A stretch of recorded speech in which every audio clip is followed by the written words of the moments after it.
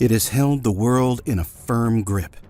The Russian invasion of Ukraine had thrown the world into turmoil.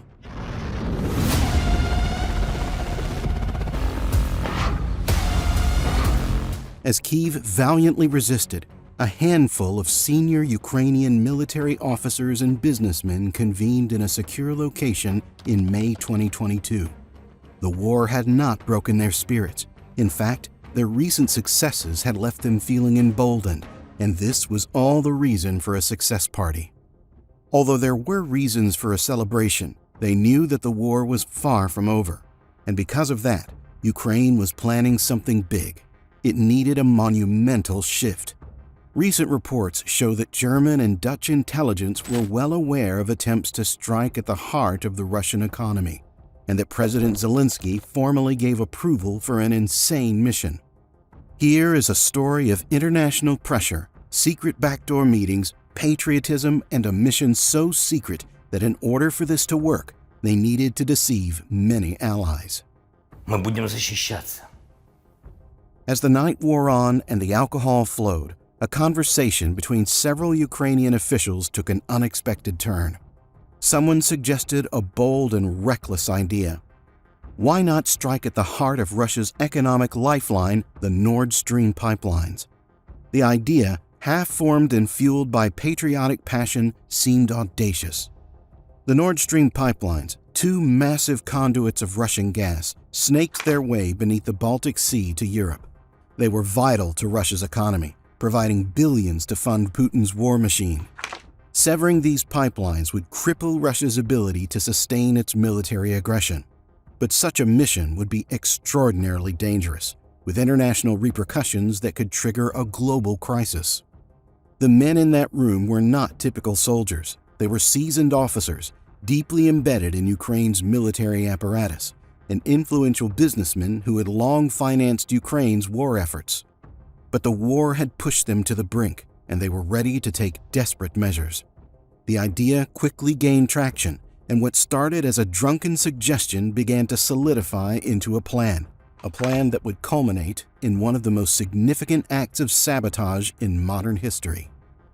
The plan, as audacious as it was, needed approval from the very top. Within days, President Volodymyr Zelensky was briefed. The proposal was simple but fraught with risk. A small, clandestine team would destroy the Nord Stream pipelines using minimal resources. Zelensky, after some consideration, gave his initial approval. The mission would be overseen by General Valery Zaluzhny, the commander-in-chief of Ukraine's armed forces. The team would consist of 6 operatives, a mix of seasoned military officers and civilians with specialized maritime skills. The mission's linchpin was a 50-foot yacht, innocuously named Andromeda, rented from a Baltic port in Rostock, Germany. The yacht was perfect for their needs, small enough to avoid suspicion, yet large enough to carry the necessary equipment for the mission. To maintain their cover, the team would pose as a group of friends on a pleasure cruise, complete with a female diver who added an air of plausibility to their ruse. The team was led by a decorated colonel, Roman Chervinsky, who had previously served in Ukraine's main security and intelligence service, the SBU. Chervinsky was a seasoned operative with experience in high-risk clandestine missions. He and his team spent weeks studying older, more elaborate plans to sabotage the Nord Stream pipelines, drafted by Ukrainian intelligence and Western experts after Russia's annexation of Crimea in 2014. However, those plans were deemed too costly and complex. The team needed something simpler, something that could be executed with minimal resources and in total secrecy. Their final plan was deceptively straightforward. They would use the Andromeda to approach the pipeline, then deploy divers to plant powerful explosives at strategic points along the underwater structure.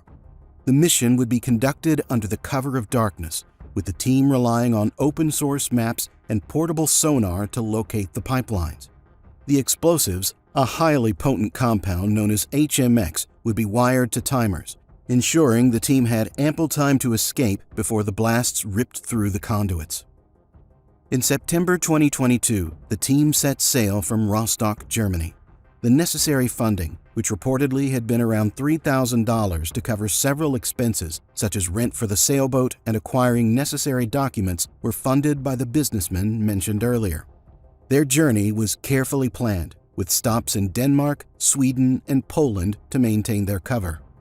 Each member of the crew knew the stakes. Any mistake could lead to their capture, sparking an international incident with catastrophic consequences for Ukraine. As they sailed through the Baltic, the crew entered unforeseen challenges. Inclement weather forced them to take shelter in the Swedish port of Sundom, where an explosive device was accidentally dropped into the sea. The crew debated whether to abort the mission, but the storm soon subsided, and they pressed on.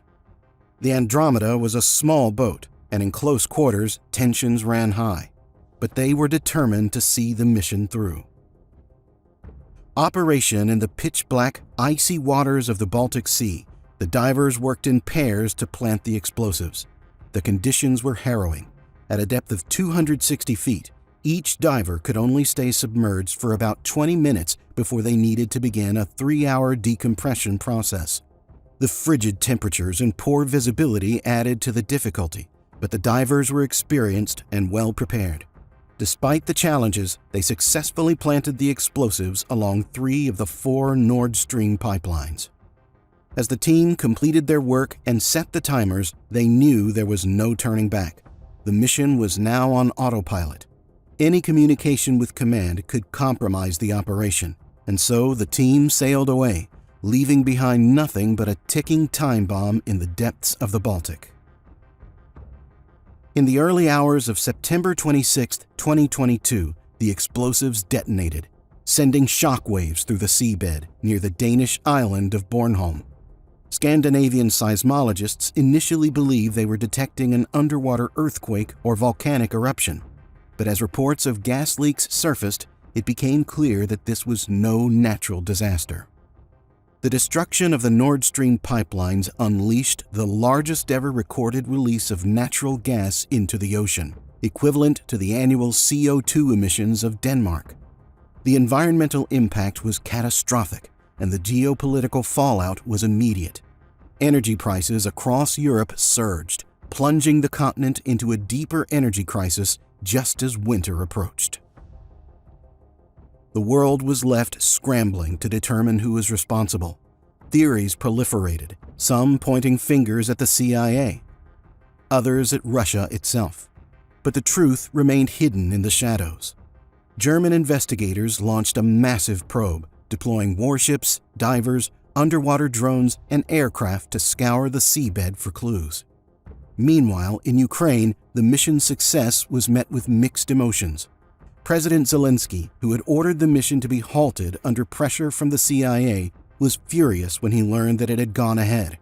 He confronted General Zelensky, but the general was unrepentant. The operation, he argued, was like a torpedo. Once fired, it could not be recalled. As the investigation unfolded, the German police began to piece together the truth. They identified the Andromeda as the vessel used in the attack and found traces of explosives, fingerprints, and DNA that linked the crew to the Sabotage. They traced the crew's journey through Germany, Denmark, Sweden, and Poland, piecing together a detailed account of the mission. But the investigation faced numerous challenges, including a lack of cooperation from Polish authorities, who refused to hand over crucial CCTV footage and other evidence. By November 2022, German investigators were convinced that Ukrainian operatives were behind the attack. The evidence pointed to General Zelensky and his aides as the masterminds, but the trail was cold. Key suspects had returned to Ukraine, beyond the reach of German law enforcement. Polish authorities, despite a German arrest warrant for one of the divers, refused to take action. The diver, a Ukrainian citizen, was now safe in his home country, unlikely to travel abroad and risk arrest. The diplomatic implications were severe. Germany had been one of Ukraine's strongest supporters, second only to the United States in providing military and financial aid. But now, the German government faced a dilemma.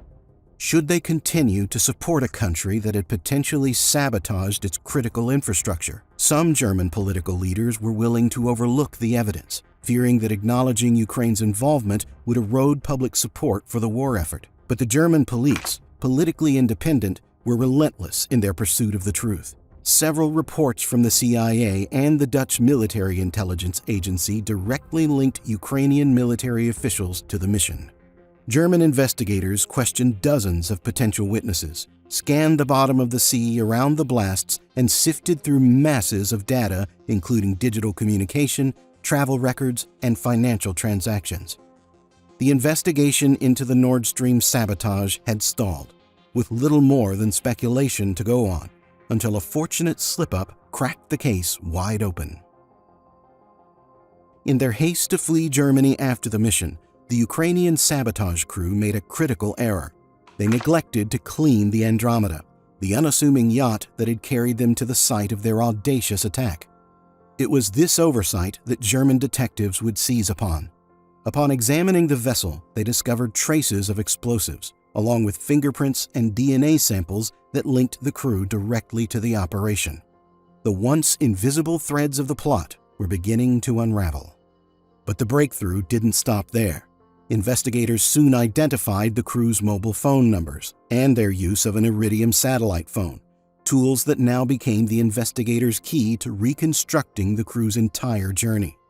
Every port, every fleeting stop in Germany, Denmark, Sweden, and Poland was traced, meticulously piecing together the movements of the Andromeda and its covert operators.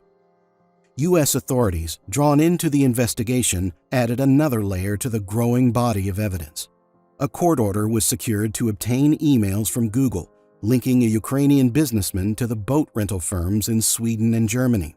These communications, dating back to mid-May 2022, painted a clearer picture of the plot's orchestration and the individuals behind it. But the investigation wasn't without its challenges. As the German team sifted through thousands of mobile phone connections in the areas where the yacht had docked, they were momentarily thrown off course. In the small Swedish port of Sandhem, they were startled to discover an unexpected surge in German mobile phone activity. For a moment, it seemed as though the saboteurs had been operating amidst a crowd. The explanation, however, was far less dramatic. A large cruise ship had passed by, momentarily flooding the local cellular network with signals from German tourists. It was a red herring, but one that had highlighted just how delicate the investigation had become. Back on track, the investigators faced another hurdle in Poland. The saboteurs had used the Polish port of Kołobrzeg as a logistical base, and a suspicious port official had already tipped off the local police. The Polish border guard had even checked the crew's identification, but with their European Union passports in order, the crew was allowed to continue their journey north, where they would lay the final mines. Despite this close call, securing cooperation from Polish authorities proved difficult, adding another layer of complexity to the already challenging investigation. As the pieces of the puzzle slowly came together, what had once seemed like an unsolvable mystery was now a carefully reconstructed journey. A journey that had begun with a botched cleanup on the Andromeda and ended with an international manhunt. In June 2022, German authorities issued a secret arrest warrant for a Ukrainian citizen believed to be part of the sabotage team involved in the Nord Stream attack. The man, identified as a diving instructor, was captured in a photo by a German speed camera while traveling from Poland into Germany. However, Polish authorities did not act on the warrant, and the suspect is now thought to have returned to Ukraine. This inaction has significantly hindered the German investigation, as the suspect and others involved are now aware of the pursuit and are likely to avoid leaving Ukraine, which does not extradite its citizens. In early 2023, President Zelensky removed General Zaluzhny from his military post, citing the need for a shakeup in the war effort. The general was appointed as Ukraine's ambassador to the United Kingdom, a position that granted him diplomatic immunity conveniently. The move was widely seen as a way to protect him from prosecution, both in Ukraine and abroad. The Nord Stream sabotage had achieved its primary objective. Russia's gas flow to Europe was severely disrupted, weakening its economy and its ability to sustain the war. But the operation also left a trail of diplomatic wreckage.